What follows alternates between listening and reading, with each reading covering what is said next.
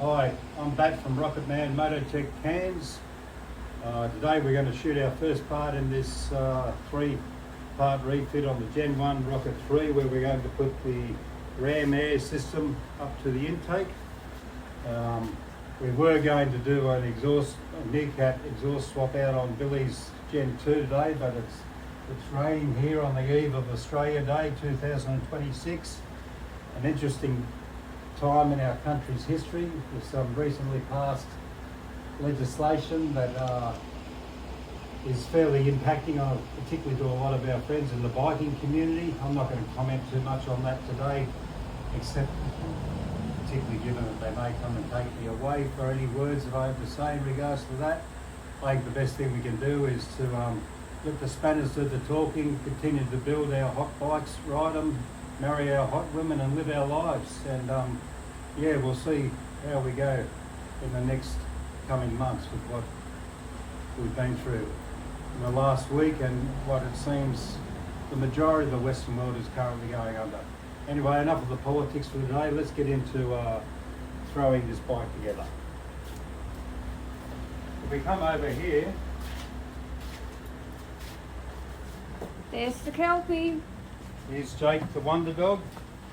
Here's the box as we've received it from RamAir. Let's just go through exactly what comes with the kit.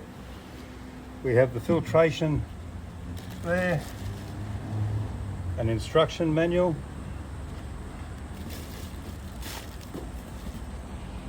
a crankcase breather,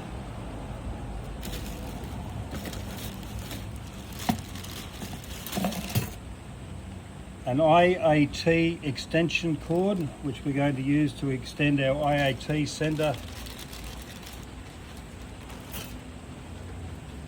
two stickers, they can go on the toolbox. We don't put stickers on our bikes, do we? Three hose clamps to attach the filtration to the throttle bodies.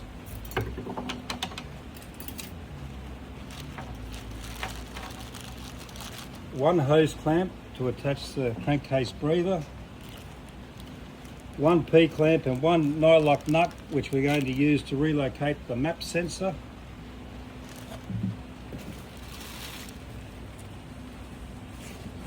And it looks like we are missing the bushing for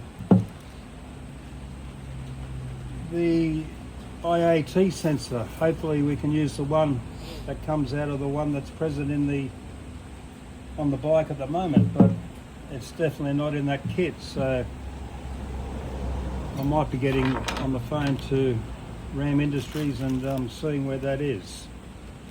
So that's what came out of the box. And that's Ram Industries? Ram Industries in the UK. Woo. Okay. All right, we're back on the bike now. Now I've put the bike up on the centre jack, so it's nice and stable. We want the bike level to work on it. We don't want it on the side stand because we're going to be working through the middle of the bike and ring, so we want it up a little bit higher. The way my back is, if I have to do anything underneath the bike, it goes out on the hoist. If it's something that I'm doing at ground level, I'll leave the bikes on the ground. It's nice and secure there. Our first step with the Rocket Touring, we've got a variation being that we have our gauges on the tank. Roadster has the gauges up here. Still got a bear claw on the side of the tank. So let's go through how we actually get access to it. As per the previous video, the first thing that we're going to do to do this work is to take the seat off. I've already shown you how that's done before. The seat can come off. Kerry can go and place that on the dog's bed where it traditionally goes, if you like.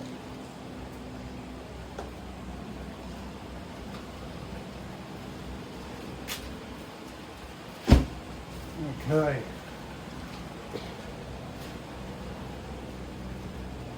Now the next step in doing this job is for the bear claw to come off. They call it a bear claw. It's also just an intake cover. On a touring there's two bolts, one up the top, down the bottom. Sorry, on a Rocket there is two bolts, one up the one down the bottom. On a touring, there's only one bolt up the top and then a spigot that goes through a rubber bush that I'll show you in a second. This is a 5mm bolt. And you wear gloves all the time, don't you? I do, to keep my fingerprints off the bike. I suggest people do the same. We try to work clean. So we've got a 5mm bolt. Now the secret with all this work is the second anything comes off the bike, all your bolts get kept together in one place. Keep all your tools together in one place so that everything's there ready for you to put back together. You don't want to be losing anything. So that's that one 5mm bolt out of the front. We just give it a thing there, pull it up, and it's as simple as that. The bare claw comes off. You can cut it there. Alright, our next step that we're going to do is pull the gauge off the top of the tank using 3 5mm Allen headed bolts there. And I'm using a ball end long shaft socket there so I can get access to them there.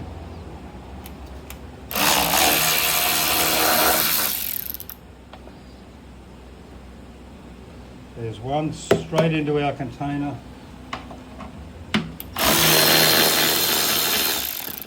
There's 2.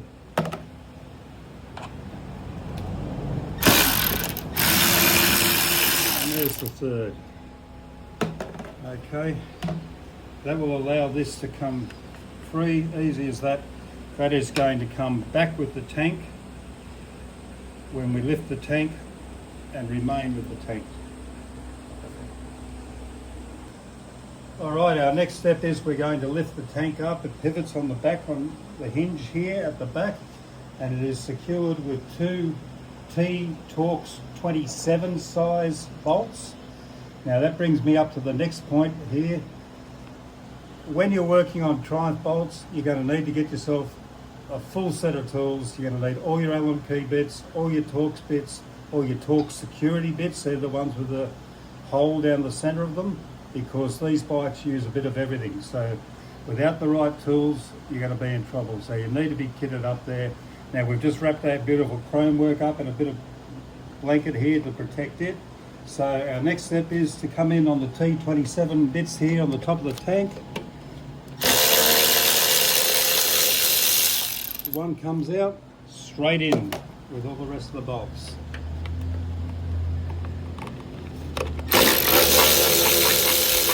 The second one comes out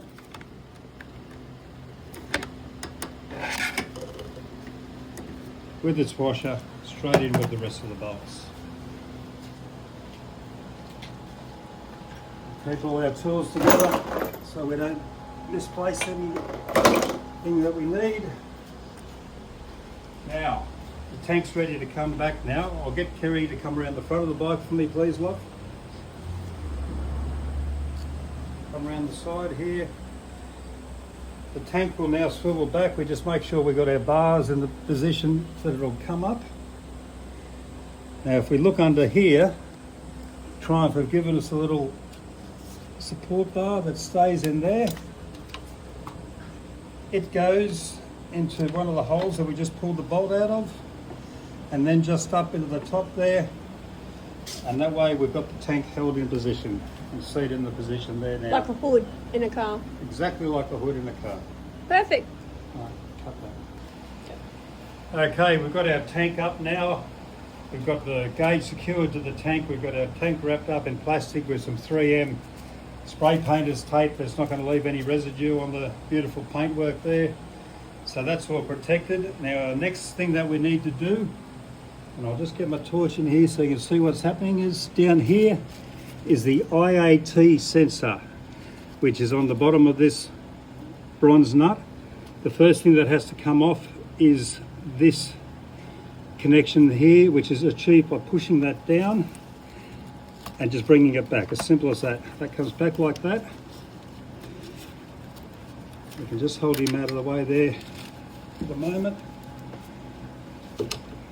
Kerry, just keep your camera on there and let me work there. Now, this is just a push fit. It will come out if we come around here now, here is our IAT centre. We've got our little bulb there. You can see a bulb at the very end of it that we need to protect. So we're going to wrap it up in tape and we're going to put it to the side for safekeeping. And that's going back in the bike. Good. Okay, with the IAT centre, we're not going to put it in with our nuts and bolts in our little ice cream container. We're going to keep it separate because it's got a very delicate bulb on the end of it that if we break it, it's not going to work. So any of our sensitive parts we're going to keep on their own. We keep our bolts there. We're ready to go back to the bike. What I'm going to do now is I'm going to take that rubber bushing out of the intake housing and see if it fits the new RamAir for that IAT sensor to go into. I had a look at the packing list and it's not listed on the packing list, so they may have changed whether they supply it or not. So we'll soon see. So be back to you in a second.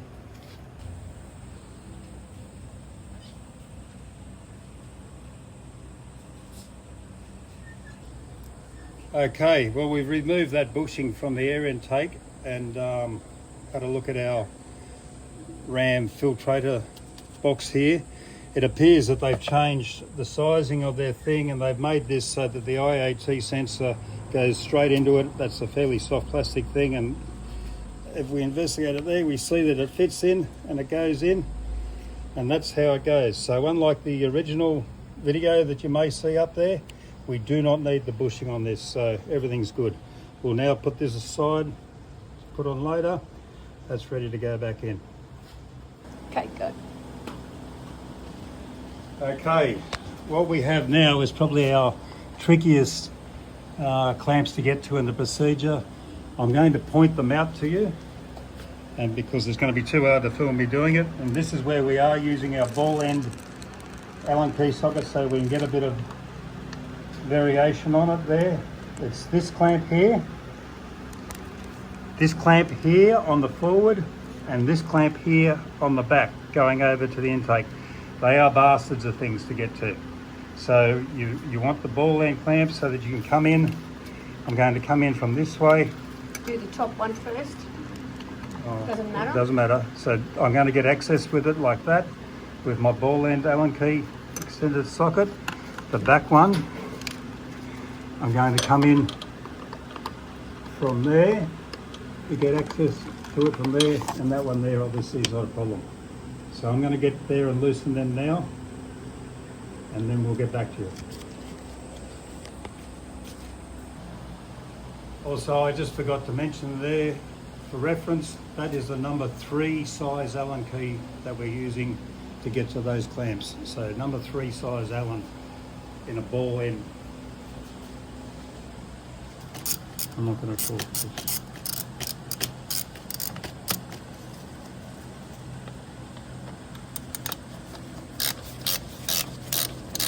This one I'm doing here now is an extremely difficult one to get at.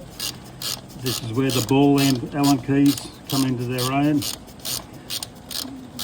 The video that was previously up on YouTube, poor old mate had to go and have a beer and a session with the counsellor before he was able to get this one undone, but you can see how easily we're doing it by having the right tools. Having the right tools is everything, especially working with these Triumph motorcycles. Spaces are tight and there's variations of Torx, Allen, metric. It's got everything going on. And where do you get these tools from? From the tool shop. Nowhere in particular?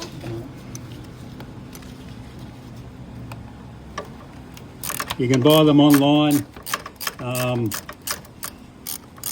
Most of mine I've had for 40 years. Most of my gear is Snap-on gear or Star Willy. These days you have to sell a kidney to buy that sort of stuff. But try to buy as good a quality tools as you can, particularly working with these Allen key and Torx sort of bolts. They strip out like bastards, and it can be a fucking nightmare, to be honest. We're killing it here today. We're going really well. And that. You're on. Okay, so our next part we're going to take off is the plenum box here. Those clamps we just undid then were from the airbox onto it. There are 2 more bolts that are coming from the inside into it, which are hard to get to. Now what we need to do here is they've got washers and bolts on them.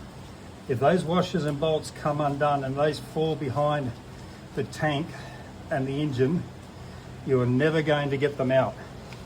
So we're going to stuff some rags in here to stop them falling between the oil tank and the engine should we have a misadventure, which we're going to try everything we can not to do, because we do not want loose washers floating around our engines or anything like that. So put a bit of rag in there, and then I'm going to show you another trick when we go to take them out as well, just to guarantee that we don't lose them. Okay, the 2 bolts we need to get the plenum box off here, if you follow the end of my number 5 size Allen key here, is this one here. Once again, you can see by using the ball end extension sockets, it gives us much more ability to get around and into them in these tight positions. And then the second one, which is there. I can't see the second. So It's right beside right it. there. So we're going to take them off. Now, a good trick that we're going to use when we take them off, I've got a magnet here. As I'm taking the bolt off, I'm going to hold the magnet next to the bolt so that it grabs that washer, further reducing any chance of it falling down behind the oil tank and the engine there. So this is a good trick. This is an old mechanic's trick from way back. I'm sure any of my mates like TC, who's probably watching this video from the Cummins days, will remember us doing this, losing bolts down between the Jake housings and all that. So that's how we're going to access that. I'm going to undo them now, and then we'll get back to you. Okay, we're on the front one. We've got him loose there.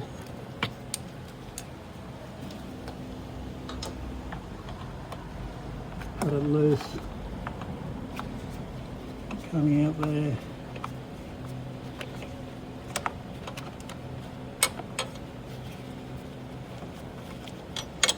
You can see how tight all this is.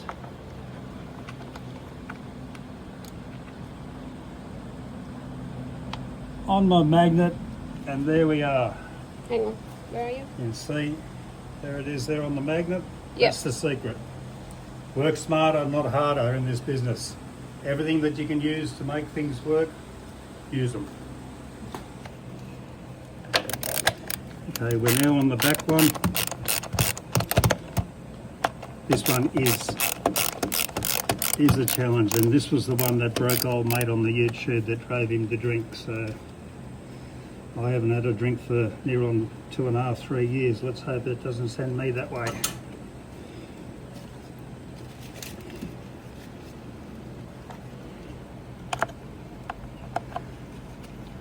We're off there. Put him off there.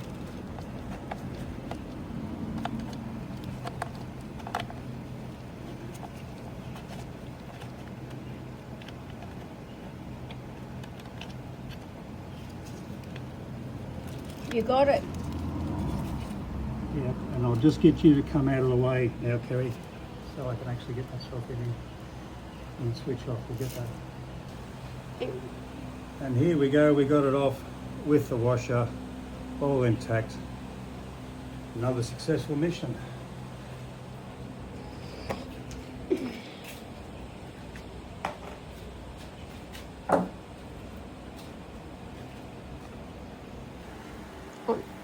Okay, we've got our clamps loosened off on the internals there. We've got our 2 hold-in bolts and washers relieved from the internal.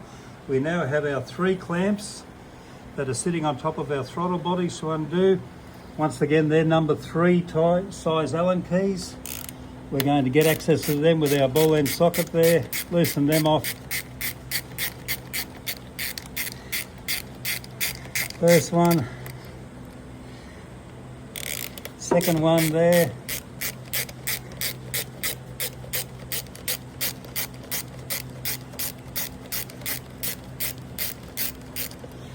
Third one comes in from the front.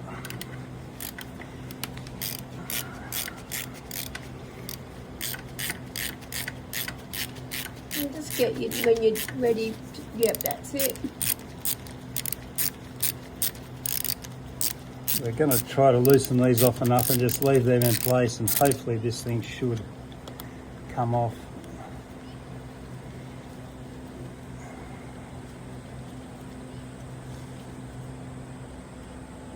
As you can see, all this stuff's pretty tight and it's pretty fiddly. Okay, they're released now. It should be loose.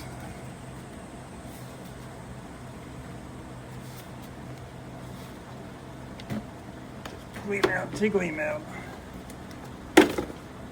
And there we have it. There's our plenum box. So we're going to immediately put this up with our parts up here, and then straight away, here's another mechanic's trick. We're going to seal these throttle bodies right now before we do anything further, so that nothing goes down into the engine. TC's gonna love you. And my old mate TC, I know you're watching this. He's going to love me because TC knows a lot about bolts going down into the internals of engines. He worked with you at Cummins, Yeah, didn't TC and myself did our apprenticeship together. he? How many years ago? Oh, 35 years ago now, a long time. Great bloke. Making sure everything's tidy. All right, so there's our throttle body sealed off. The engine's protected. Our next step is I'm going to come back to the back of the bike and remove the airbox and air filter. So we'll get Kerry to switch off there, and then once we're set up at the back, we'll get back to you and show you what we're doing there. All right, now we're going to remove the air cleaner and get access to this airbox here. We've got a cap on the top of it. It has 4 8mm bolts holding it down. Once again, it's all about having the right tools. I'm using 1/4-inch drive now with a wobble and an extension to give me a bit of room to move here. Always do your hardest ones first. Makes the job easier, so we'll get the most hard one to get him out of our hair first. I'm going to loosen him off, and then once again I'm going to use my magnet trick on this one. Just hold that camera there.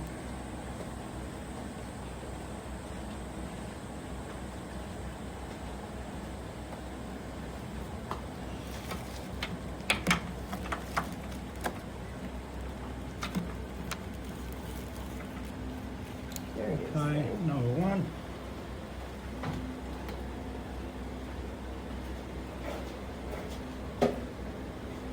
As soon as any bolts come off the bike, they go into the bolts bin. We don't want to be chasing parts that we've left lying around or drive you insane. Do our next difficult one next. Is there only 2 at the top? There's 2 at the back there. Or at the back? Once again, the wobble extension lets us get in there and actually get to it.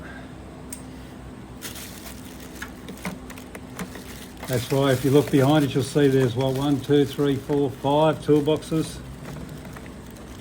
You need all this gear. Unfortunately, when I die, it'll probably be sold at auction for a couple of cartons of beer or something. Who would know?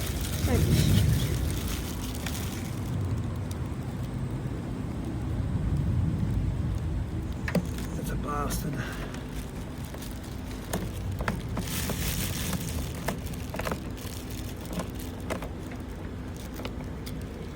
I'm going to use my magnet trick again on that. Got him there. Drop him, skipper. And there it is. Straight in with the rest of them. These 2 are pretty simple to get to. Oh gosh, yeah. Right on top. They're a walk in the park. Yeah. I'll say it again. This is the way you do it. You do your most difficult bolts first. That's the way to work. You got your hat on today, Captain Back. And I'll go in between. So that's the four of them out. That comes out. And our air cleaner then can come out. And there we go. This airbox now becomes redundant. And this is going to be a storage area where I keep the $1,000 coin. no, I'm going to keep the jump start, Kerry, the jump start pack that we use for the batteries, and the air compressor for inflating the tyres if we get a puncture. That'll make a good little storage area there. All this space has now become redundant. And it's waterproof, isn't it? Well, no, it's good water cover. ingress from the front here, from the inbox. There's not much we can do about that, but it will drain. Yeah. Okay. Now we don't want to put any drain holes or anything in the bottom of it, because we want to keep this bike able to be turned back to original settings should we want to sell the bike and the next owner wants it back to original stock setup, much like we did with Gen 2. We keep all of our original exhaust and everything. And the Chevy, we did it and with the Chevy as well, everything. We keep everything so the bike can go back to its original format if need be. Okay, so I'll just get Kerry to come out now and then I'll set up our next removal that we can see. It's all going on pretty well. Okay, the next thing we're going to do now is those bastard clamps that we struggled to get at before. We're going to pull them off here.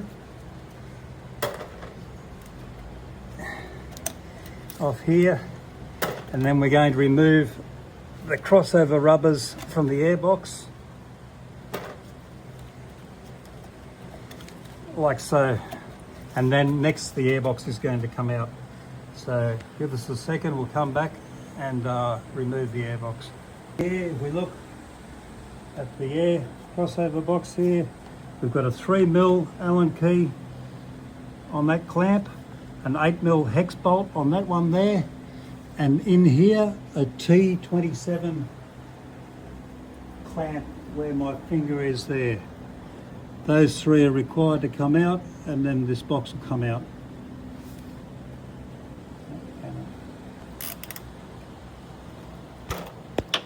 Okay, we're undoing the T27 front bolt there now. That's holding down the MAP sensor as well. That will be going back in on that P clamp that we showed you there before.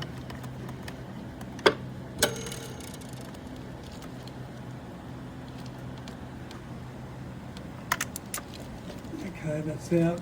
Tanks come up. Right, that bolt there now, which is the 8mm hex head.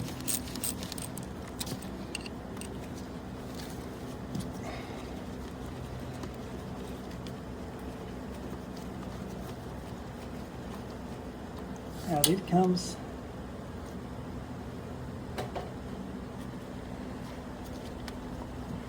And that just leaves us this one here, which is already loose. We should be able to get this off now.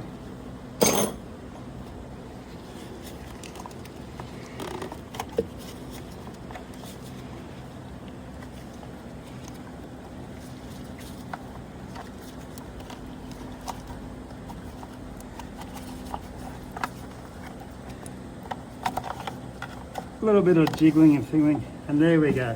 We got it apart. And you can see how much more room that now gives us at the front of the bike for servicing our plugs. All that gives us a mile more room. This now comes out, and that's the top end of the bike done. Show us the baby. That's your crossover tube there. Cool. Okay. Okay, we're reaching inside the airbox. We're just going to pull out this bit of trunking there. That can come out. Last little bit of ducting now comes out, which is the S coming up from the filled box, up out of there. There we have it there. And that's the complete air system out of that bike. Awesome. Again. So here we have the air intake system, filters, plenum, crossover, and the two ductings there, and the hold down lid there. We're going to keep all this, bag it all up, bag up all of our bolts and everything so that it's all together, so It can go with the bike should the bike move from us in the future and then go back to stock. So that's all of your air intake componentry, which is now redundant. You had all the Chevy parts wrapped up as well, didn't you? Yeah, for protection. Okay. In our kit, there was that P-clamp and that no-lock nut. That will come into here, and we're going to use it, come up in here, Kerry, to re-secure the MAP sensor to this fuel rail there. So I'll do that now. On the P-clamp, that's going to go back there. There it is. You see, just to secure it in place. But you can clearly see how much better this is now to service this bike. We've got clear access to our spark plugs. It's just a mile better. You see how much room we've picked up, but most importantly, the bike is going to be able to breathe now. So this is going to make a huge difference to this performance of this bike. And then once we get the air coming out the other end of it with the exhaust system, it's going to be happy days. This is how they should have been done from the factory. As I said in my previous video, all of this shit merely exists only for emissions control. The engines don't like it.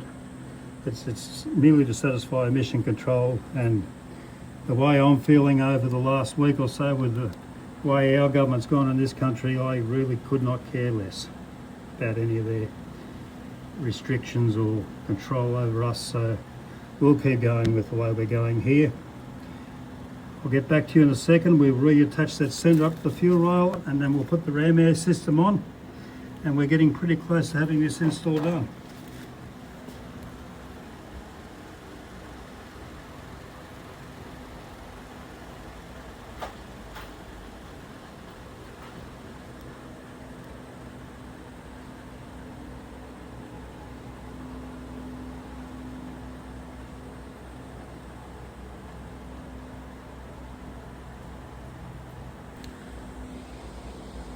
All right, in your instruction book that come with the RamAir system, it says to reuse that bolt that was on the MAP sensor there, and then put the no-lock nut on it.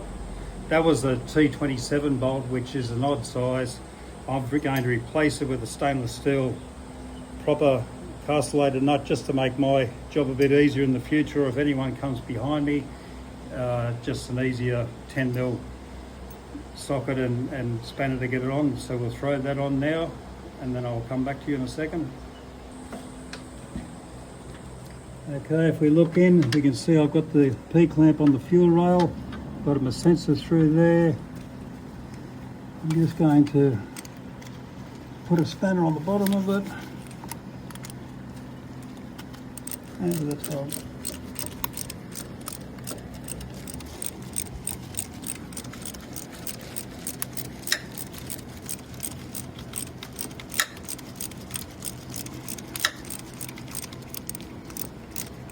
Boom, right up.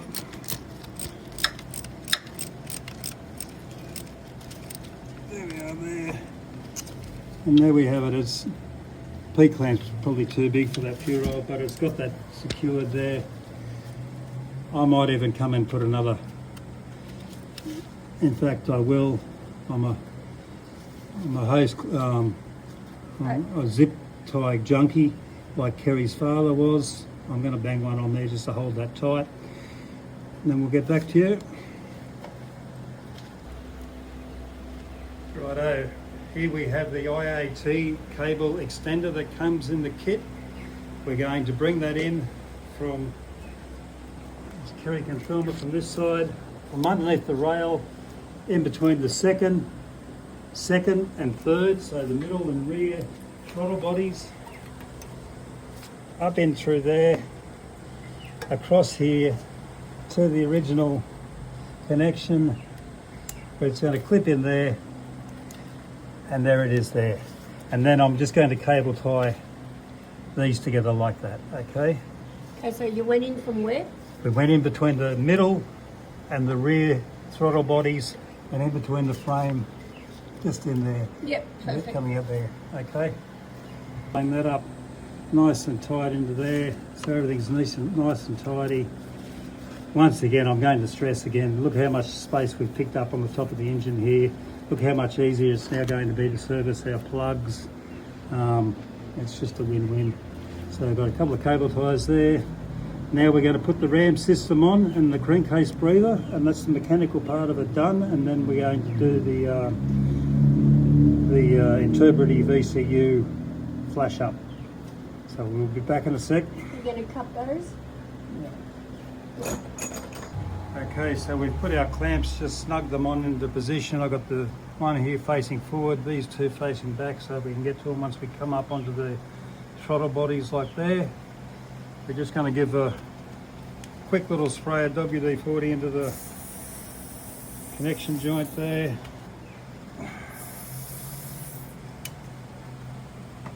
Just a little smear of rubber grease, marine rubber grease, on our intakes here. Just make them go on a bit easier, come off a bit easier when we want to service them. Where do you get that from? Super cheap? Super cheap, any other place. We buy it all with the same orders when we do our lubricants. Okay. Anywhere super cheap. So we're going to take our covers off the throttle bodies now.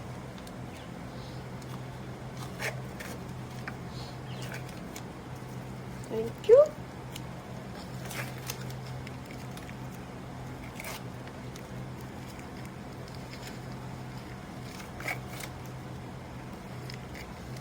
Connect our IAT sensor. It's all connecting through only one way it goes. You see, that's it there, it goes that way, in there, and then down on that clamp there. That's our IAT sensor connected. RamAir system on top of the throttle bodies.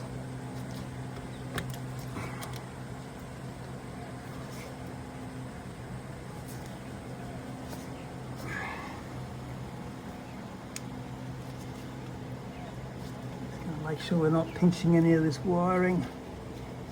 I'm going to move that clamp there a little bit. Okay, they're on the top there now. Just come off the camera and I'll come back to you in a second once I've got everything in place here. Okay, our air filter's on top of the throttle bodies. We'll just do our clamps up now on all three.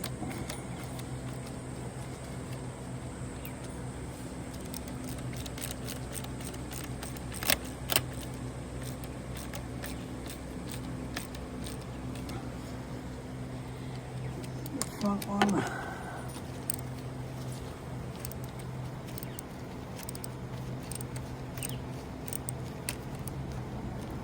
Right, that's that in place. I'll come back to you in a second. We'll do the crankcase breather. All right, that's all the mechanical part with the exception of that crankcase breather put up, which we're going to do in a minute. But before we do that, I'm going to take all the protection off the tank, put the tank back down. As I said, this box here now can become a storage. So here's our tyre air compressor here. It can now live in there. Our toolbox can go in there. We've picked up a little bit of storage there. So I'll unwrap all this, I'll put the tank down, then I'll show you how we do the crankcase breather, and then we'll spark it up and do the Interpretive VCU tune. I'll be back with you in a sec. All right, so we've got our tank back on now, we've got our gauge back on the top, we're all sealed up, we're just about there. We've got one last job to do, which is to put their filtration onto the crankcase breather, which we're going to access through this little panel here. This looks like a T27 bit. Let's see if it is. Yes, it is. So we're going to pull it off.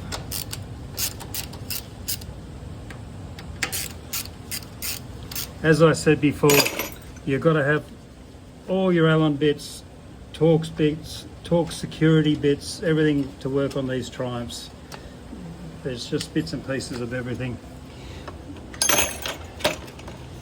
Now if we look inside here to this hose here is our crankcase breather. We're going to lift that hose off and then replace it with this foam one that they supply on top of that spigot that is sitting there. So once that's done, that's the mechanical part of the process done, and then I will get back to you and then we'll start it up and do the interpretive ECU recalibration. Alright, so that's our foam air filter on in there. We're now just going to put the infill panel back up to it and then start it up and it'll be finished. Show us that again. Put the torch in there. Foam filtration element in there. Alright. Okay. Crankcase breather is what it is. Yeah. Alright. Okay.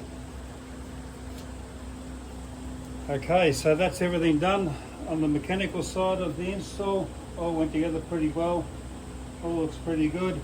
Now what we have to do is do a run-up interpretation tune of this ECU, which means we're going to start the bike, allow it to come up to operational temperature, and then we're going to let it idle for 12 minutes. Once the fans kick in, we're going to put our big supply fan on the front of it just to make sure we don't get too hot. But during this process, we don't want to touch the throttle at all. We leave the throttle in idle for this whole procedure up to temperature and then allow the engine to run for 12 minutes. Then we turn it off. The ECU will adjust itself to the new flow of the new exhaust, and that will be the procedure finished. So we'll start him up now.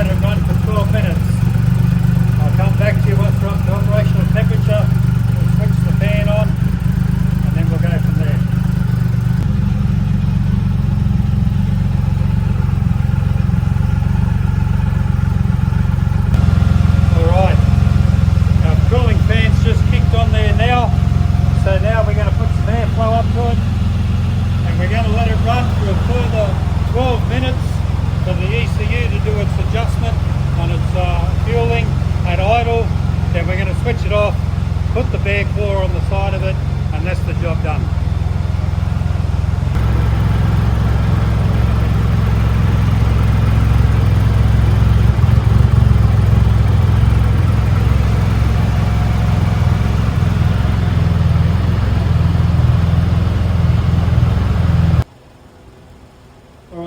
Well, that's the job completed. RamAir system put up to a Triumph Rocket 3 Touring. I hope that made the job a bit easier for you to understand. It's not that difficult to do once you get into it. Just make sure you got the right tools. Those ball end Allen keys are the secret to getting to those difficult clamps that we showed you there before. So we'll start her up again, give her a quick bark, and that's finished. And the magnet. And the magnet trick. Never forget the magnet trick. That's Tape another over better goodie. everything. Isn't it TC? Yes. No, mate. All right. Thanks again, folks. Thanks for watching that. I hope you enjoyed that. Next video with this will be the Dave Platt exhaust system going up onto it, which I'm waiting for them to come in from England. Hopefully next week, perhaps the week after. Then we'll be doing an ECU proper reflash on the bike, which will be the same as if we're doing it on a Gen 2. That's why we're shooting these in 3 different stages as we discussed there yesterday. But apart from that, thanks for your time. I hope you enjoyed that. If you have any problems putting the systems up, feel free to send me a comment and I'll do everything I can to help you. I think the thing that we learnt there was that with the new edition that we don't need that spigot bush that came with the earlier ones that was on the earlier YouTube video. So That's the only variation I saw. Apart from that, it's all good. Let's have a listen to what it sounds like.